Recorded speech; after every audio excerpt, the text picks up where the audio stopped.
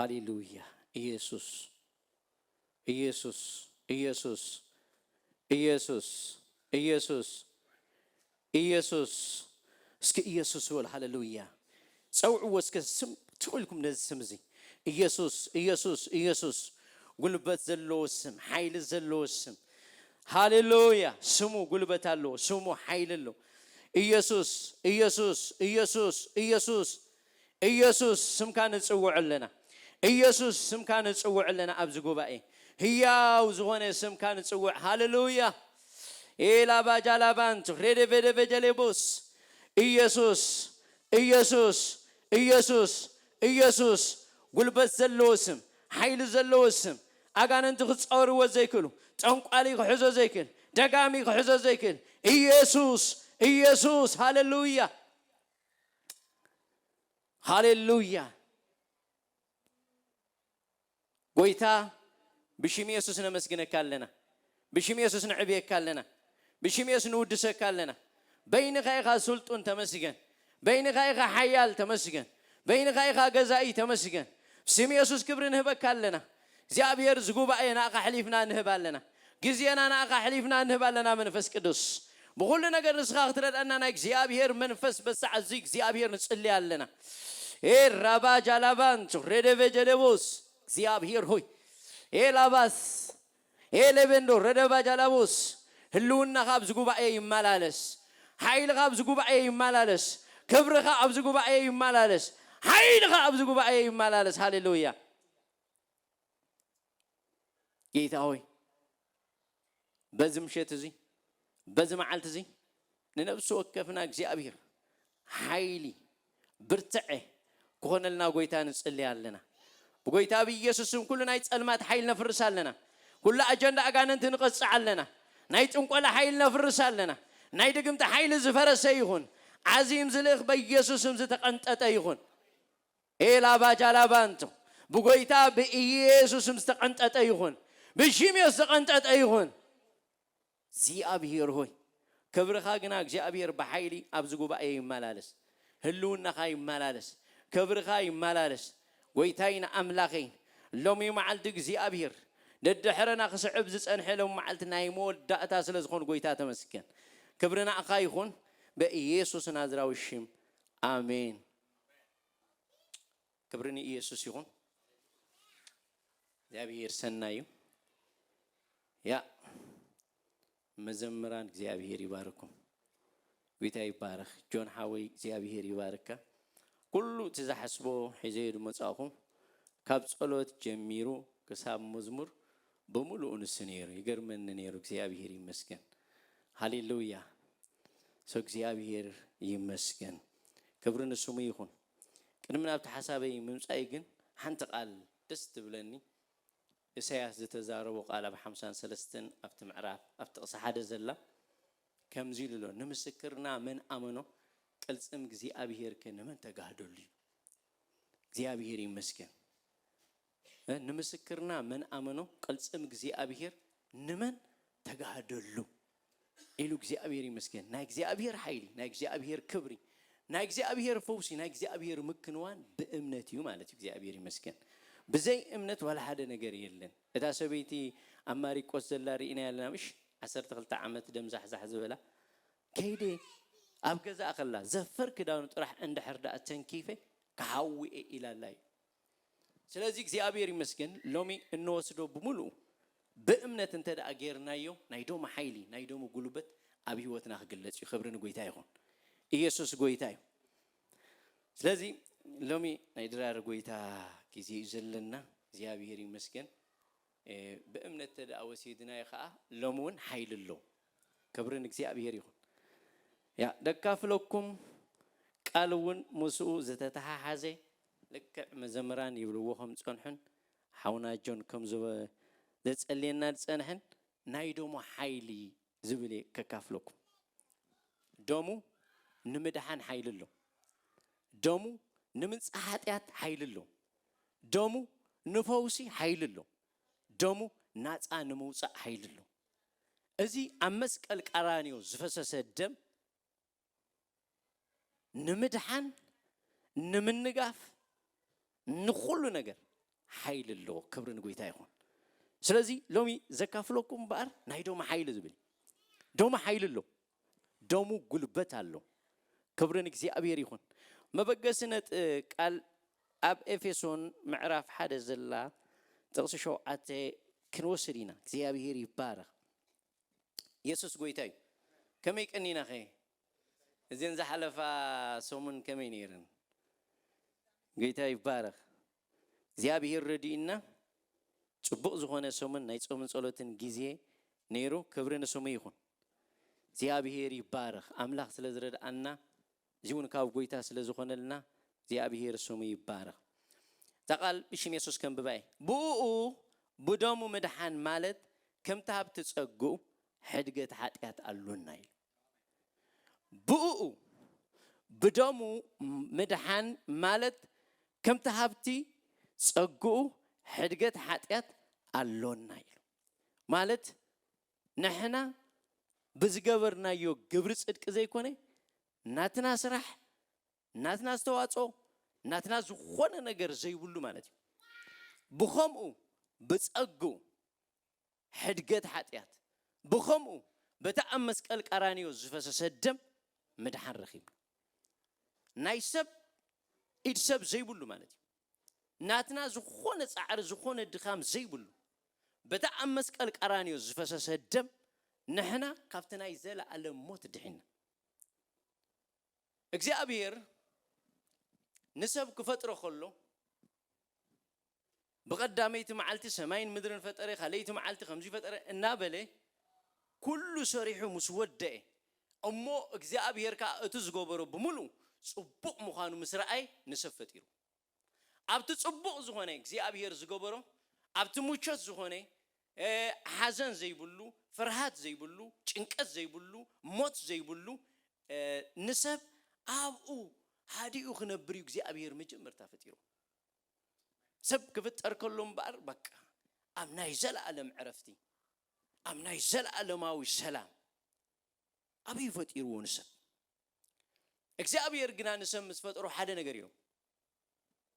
كاب كل زوم بلع كابزا زي مستبلع جنا كتموتي خير هاليلويا سب بار سب تي مجمر تازنو برو سفرة موت زي بولي چنقت زي بولي ينيرو مكرا زي بولو وردت زي بولو زخونه نجر زي بولي سب كابتا اي تبلع زبله مس بلعقنا موت ميتو ابتحتي زلا علماوي موت ابتحتي زلا علماوي فردي ابتحتي زلا علماوي كننه ابتحتي ناي زلا علم سيول طفات تعاطي مالتي جابيري مسكن أملاك جنا أتب محرت هابتام زخوني أجزاء جنا نسب مقدم دحنا الدليل نسخة ودي يسوع كريستوس متيو جنشل كوينو أمسك التحريدو دمو أفسيسو نسب كافت نايزل ألم تفعت كاب نايزل ألم سيول كوز وينو متيو يسوع قويتاي يوحنس بزعبا زي كمسكر كله بزعبا قويتاي يسوع كريستوس كمسكر له كله كم زيلو أنه حتى علم زرحق جنشل أملاخ له كريستوس أمبار نايب حق جنشل كوينو نابز مدر متي تفلتيهم دك إسرائيل فاسقا أبعيلهم يسوس كا جنشل فاسقا ناخوين يسوس أتي جنشل حتى علم زرحق جنشل كوينو تجليسو يسوس قويتايو سلازي እግዚአብሔር ይመስገን ኢየሱስ ገንሸል አምላክ ኮይኑ ኃጢአት ዓለም ዘርሕ ገንሸል ኮይኑ አመስቀል ቀራኒው ተሐሪዱ ስለና መይቱ ስለና ተገሪፉ ስለና ተቀጥቂጡ መከራ ጸጊቡ ተዋሪዱ ከም ሰብ ኮይኑ ተናዒቁ ኢየሱስ ሃሌሉያ ከነንብባና ኢሳይያስ ምዕራፍ 53 እግዚአብሔር ይባረክ ደሞ ኃይል ሎ ንምድሓን ኃይል ሎ ንምንጋፍ ኃይል ሎ ንፈውሲ ኃይል ሎ ክብርን እግዚአብሔር ይሁን ካብቲ ጥቅስ ክልተ ከምብበ ኢሳያስ ኣብዚ ዝሪኦ ዘሎ ናይ ጎይታና ኢየሱስ ክርስቶስ ኣብ መስቀል ምስ ተሰቕለ ዝረአዮ ራእይ ኣብ መስቀል ከሎ ጎይታ ኢየሱስ ክርስቶስ ገና ኣብ ብሉይ ኪዳን ኮይኑ ብዛዕባ እቲ ክስዋዕ ዘለዎ ገንሸል ይራእይ። ስለዚ ከምዚ ኢሉ ድማ እግዚአብሔር ኣቅድሚው ከም ጨንፈር ከምቲ ካብ ንቁፅ ምድሪ ዝወፅእ ስሩን ጨብጨበ መልክዕን ውቃበን ኣይነበሮን ዘርእየና ዘብህግ ትርኢት ኣይነበሮን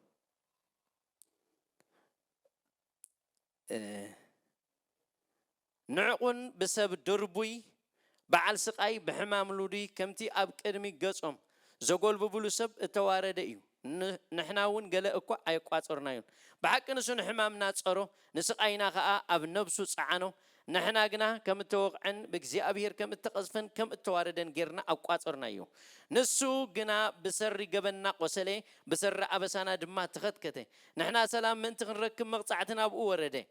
ንሕና እውን ብስምብራቱ ሓወና ኩላትና ከም ኣባጊዕ ተባሪርና ነበርና ነብሱ ወከፍ ነናብ መገዱ ዘንበለ እግዚአብሔር ከዓ ኣበሳ ኩላትና ኣብኡ ፃዓኖ መከራ ፀገበ ርእሱ ኣዋረደ ኣፉ ኣይከፈተን ከም መሓረዲ ዝኽብከብ ገንሸል ከምታ ኣብ ቅድሚ መቐስታ ስቆት ትብል በጊዕ ኣፉ ኣይከፈተን እናበለ እቲ ጽሑፍ ብምሉእ ተዳርኢናዮ ብዛዕባ ፍርዲ ናይ ኢየሱስ ክርስቶስ ኣብ መስቀል ቀራንዮ ዝተፈረዶ ፍርዲ እምበኣር ኣብዚ ጽሑፍ ዝረአናዮ ጎይታናን መድሓኒናን ኢየሱስ ክርስቶስ ሰብ ኮይኑ ስጋ ለቢሱ ንኣምላኽነቱ ከም ምንዛዕ ኸይረአየ ክሳብ መስቀል ተኣዘዘ እዩ ዝብል እግዚአብሔር ይመስገን ኢየሱስ እምበኣር ኣብ መስቀል ተዋሪዱ ተገሪፉ ተቐጥቂጡ መልክዕን ውቃበን ኣይነበረን ኢሉ ዘርእየና ዘብህግ ትርኢት ኣይነበረን ኢሉ እዚ ኣብቲ ናይ መስቀል እንከሎ ዘርኢ መልክዑ ወይ ከዓ ምስሊ እዩ እምበር ኢየሱስ ክርስቶስ ንሱ ኣዝዩ ግሩም ምዃኑ ኣዝዩ ጽቡቕ ምዃኑ ኣብ ብዙሕ ግዜ መጽሓፍ ቅዱስ ተዛሪቡሉ ኣሎ ክዛረብ ከሎ መዝሙር ዳዊት ካብ ደቂ ሰብ ንስኻ ትጽብቕ ኢሉሉ ኢየሱስ ኣዝዩ ጽቡቕ እዩ ክብሪ ንጎይታ ይኹን ግን ናተይ ናትኩምን ኃጢአት ምስ ተሸከመ ናተይ ናይ ኩላትና ኃጢአት ኣብ ዝባኑ ጻዕነ ኢሉ ናይ ኩላትና ኃጢአት ምስ ተሸከመ ግና እንታይ ክኸውን ከሎ መልክዕን ውቃበን ኣይነበሮን ኢየሱስ ጨምለቕለቕለቕ ኢሉ ማለት እዩ እግዚአብሔር ይመስገን እዚ ኩሉ መከራ ዝወረደ ኢየሱስ ግን ስለመን እዩ ስለና እዩ ስለ ርእሱ ይኮነን ኢየሱስ እዚ መከራ ዝጸገበ ዝተዋረደ ዝተገረፈ ዝተቐጥቀጠ ስለና እዩ ስለ ርእሱ ይኮነን ጲላጦስ ብዛዕባኡ ክምስክር ከሎ ኣነ ኣብ ሞት ዘብፅሕ ኃጢአት እኳ እንታይ ይገበርኩሉን ኢሉ ኣይረኸብኩሉን እዩ ኢየሱስ ስለ ርእሱ ይኮነን ስለና እዩ ስለዚ እምበኣር ስለና ተገሪፉ ተቐጥቂጡ ዋጋ ከፊሉ ደሙ ኣፍሲሱ ካብቲ ናይ ዘለዓለም ኩነኔ ካብቲ ናይ ዘለዓለም ፍርዲ ካብቲ ናይ ዘለዓለም ቁጥዕ ማለት ኣምላኽ ዝቁጥዕሉ ባህሪ ነይሩና ደቂ ቁጥዕ ነበርኩም ምሽልና ብባህሪና ደቂ ቁጥዕ ኢና ነይርና ኣምላኽ ዝቁጥዕሉ ባህሪ ነይሩና ጎይታ ኢየሱስ ክርስቶስ ግና እቲ ቁጥዕ እቲ ኩሉ ነገር ኣብ ዝባኑ ጽዒኑ ኣብ መስቀል ደሙ ኣፍሲሱ ዋጋ ከፊሉ ተዋሪዱ ሰብ ኮይኑ ተገሪፉ ስለቶም ዝቅጥቅጥዎ ስለቶም ዝገርፍዎ ስለና ክብል ገና ከይደለናዮ ሓጣን ከለና ስለና ክብል ኣብ መስቀል ተዋሪዱ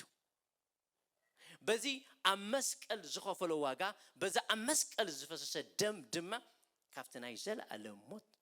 ኣድሒኑና ደቂ እስራኤል ገንሸል ወይ ድዑል ሓሪዶም ካብ ግብፂ ካብቲ ናይ ዘለዓለም ፍርዲ ኣይኮኑን ተናጊፉ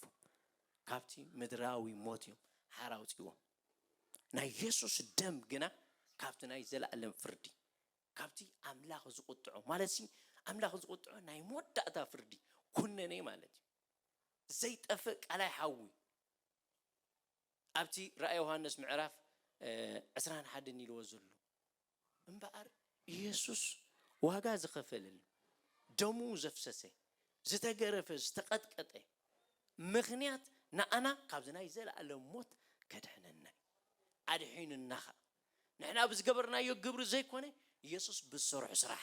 በቲ ኣብ መስቀል ዝተሰርሐ ስራሕ በቲ ኣብ መስቀል ዝተገብረ በጃነት ንሕና ናፃ ኮይና ካብ ደሙ ዝተላዕለ እንታይ ኮይኑ ድሕና እግዚአብሔር ይመስገን ምክንያት ምድሓና ዝኾነ ደም በዚ ደም እዚ ድማ ካብቲ ናይ ዘለዓለም ኩነኔ ድሕና ገና ንሕና ርሑቋት ከለናስ እግዚአብሔር ብደም ወዱ ገይሩ አቅሪቡና ቀሪብና ናብ አምላክ ስለዚህ እግዚአብሔር ይመስገን ምድሓና ኖርማል አይኮነን ምድሓና ክቡር ምድሓና ክቡር ክንድነቀሉ ዘለና ክንግረመሉ ዘለና ምድሓና ካብዚ ዘዓቢ ተአምራት ካብዚ ዘዓቢ ዘደንቅ ነገር የለን ኢየሱስ ንሱ እቲ አምላክ ሰብ ኮይኑ ስጋ ለቢሱ ተገሪፉ ተቀጥቂጡ መከራ ጸጊቡ ንሕና ክንጾጉ ንሕና መከራ ንሕና ክንሽከሞ ንሕና ክንግፍዖ ዝግባእና ኢየሱስ ኣብ ክንዳና ተገፊዑ ተቀጥቂጡ ተገሪፉ ደሙ አፍሲሱ ድማ ካብቲ ናይ ዘለዓለም ፍርዲ ካብ ናይ ዘለዓለም ኩነኔ ካብ ናይ ዘለዓለም ሲኦል አድሒነን ኢየሱስ ጎይታ ቀዳማይ ጴጥሮስ